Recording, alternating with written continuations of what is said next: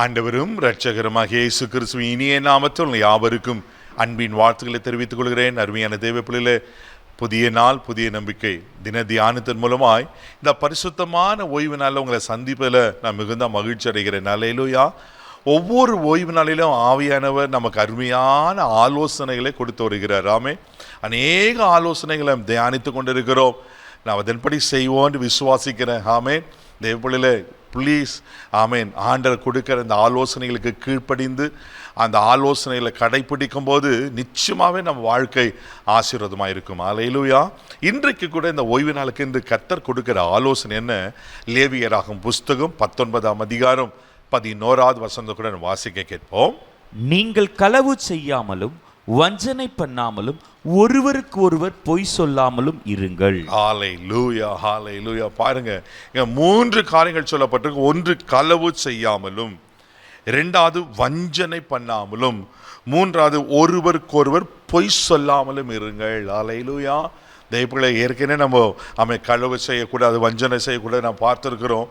இன்னைக்கு ஆவியான சொல்லுகிற வார்த்தை ஒருவருக்கொருவர் பொய் சொல்லாமல் இருங்கள். இன்னைக்கு சிறு பிள்ளைங்கள் முதற்கொண்டு பெரியங்க வரையிலோட சர்வசாதாரணமாக பொய் சொல்லிடுறோம். சில நேரத்தில் விளையாட்டுக்கு தான் அதை சொன்னா அப்படின்னு சொல்லிடுவோம். தேவ பிள்ளையில ஆண்டவர் சொல்றாரு பொய் சொல்லக்கூடாது என்று. ஹல்லேலூயா. ஆமே. சின்ன சின்ன சின்ன காரியத்தோட யோசித்து பார்த்தீங்கன்னாக்கா நம்ம பொய் சொல்லிடுறோம்ல. ஆனால் நம்மளுக்கு அது பெருசாக தெரியறதில்ல. ஆனால் ஆண்டவர் அது அருவருக்கிறார். ஆண்டவருக்கு அது புரியும் இல்லை. நம்ம ஆண்டவர் எப்படிப்பட்ட ஆண்டவர் தெரியுமா? வேதத்தில் வாசிக்கிறோம். அதே லேவியராகும் புஸ்தகம் 19ஆம் அதிகாரம் 12ஆம் வசனத்தை கூட நம்ம வாசிக்கும் போது அங்கே சொல்லப்பட்டிருக்கு. வாசிக்க கேட்போம். என் நாமத்தை கொண்டு பொய் ஆணை இடுவதினால் உங்கள் தேவனுடைய நாமத்தை பரிசுத்த குலைச்சல் ஆக்காமலும் இருப்பீர்களாக. ஹல்லேலூயா. பாருங்க, என் நாமத்தை கொண்டு பொய் ஆணையிடுங்க. சிலர்லாம் கடவுள் பேர்லேயே சத்தியமா, கடவுள் சத்தியமா அப்படி சொல்ல கேட்டிருக்கிறீங்களே தேவ பிள்ளையில. பாருங்க, அப்படி அவர் நாமத்தில் நாம் பொய் ஆணையிடக்கூடாது. உங்கள் தேவனுடைய நாமத்தை பரிசுத்த குலைச்சலாக்காது இருப்பீர்களாக. தெய்வ பிள்ளையில அவர் நாமத்திலையும் பொய் சொல்லக்கூடாது. அப்படி பொய் சொல்லும் போது அவர் நாமத்தை நம்ம பரிசுத்த குலைச்சலாக்கிறோம். நம்ம ஆண்டவர் யார் தெரியுமா? பொய் உரையாத தேவன். அவர் பொய் சொல்ல மனுஷன் அல்ல, மன புத்திரம் அல்ல என்று சொல்லப்பட்டிருக்கு. சங்கீதத்தின் புஸ்தகம் 5ஆம் சங்கீதம் 6வது வசனம் கூட நீங்க வாசிப்பீங்கன்னா அழகா சொல்லப்பட்டிருக்கோம். வாசிக்க கேட்போம். பொய் பேசுகிறவர்களை அழிப்பீர், இரத்த பிரியனையும் சூதுள்ள மனுஷனையும் கர்த்தர் அருவருக்கிறார். ஆமென். பொய் பேசுவர்களை அழிப்பீர். தெய்வ பிள்ளைகளே, பொய் பேசுறவர்கள் அழிக்கப்படுவார்கள். யார் தேவனை அழிக்கிறாரா? அப்போ நம்ம எவ்வளோ கேர்ஃபுல்லாக இருக்கணும் இல்லை? சின்ன சின்ன காரியத்தில் விளையாட்டுக்கு தான் நான் சொன்னேன் அப்படின்னு நம்ம சொல்லிடுறோமே.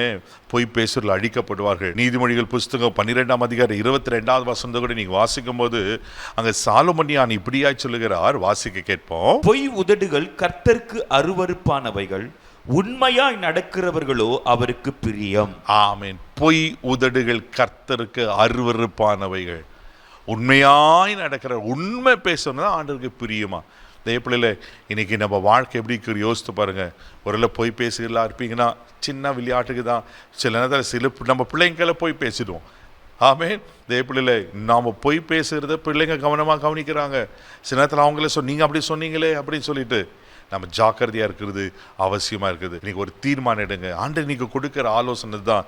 சின்ன காரியத்தை எந்த காரணத்தை கொண்டும் நான் பொய் பேச மாட்டேன்னு தீர்மானம் எடுங்க. ஆண்டு நிச்சயமாக அவங்களை ஆசீர்வதிப்பார். ஆண்டவருக்கு பிரியமாய் நீங்கள் வாழ்வீங்க. கண்களை மூடி நம்ம செபிக்கலாம். அன்பு தகப்பனே, உமக்கு நன்றி சொல்லி உமக்கு துதிக்கிறோம். உமக்கு ஸ்தோத்திரப்பா. ஆண்டவரே, உமக்கு நன்றி அப்பா. உமக்கு ஸ்தோத்திரம். பொய் சொல்லாது இருப்பாயாக என்று எங்களுக்கு பிரதானமாக கட்டளையே நீங்கள் கொடுத்துருக்கீங்க ஆண்டவரே. அந்த 10 கட்டளைகளில் ஆண்டவரே பொய் சாட்சி சொல்லாத இருப்பாயாக சொன்ன போல் ஆண்டவரே அந்த பொய் நாவை நீங்கள் அருவருக்கீங்க. பொய் நாவை அழிப்பீர் ஆண்டவரே. அப்பா, சின்ன சின்ன விஷயத்தில் கூட விளையாட்டு கூட பொய் சொல்லாதபடி எங்களை காத்துக்கொள்ளும்படியாக நாங்கள் ஜெபிக்கிறோம். இந்த நாளில் நீங்கள் ஆண்டவரே நாள் முழுதும் கரமெடுத்து நடத்தும் கிருபை கொப்ப கொடுக்கிறோம். இயேசுவின் மூலம் ஜெபக்கேள பிதாவே, ஆமென். பொய் பேசாதீங்க, உண்மையை பேசுங்க. ஆண்டவங்களை ஆசீர்வதிப்பார். காட்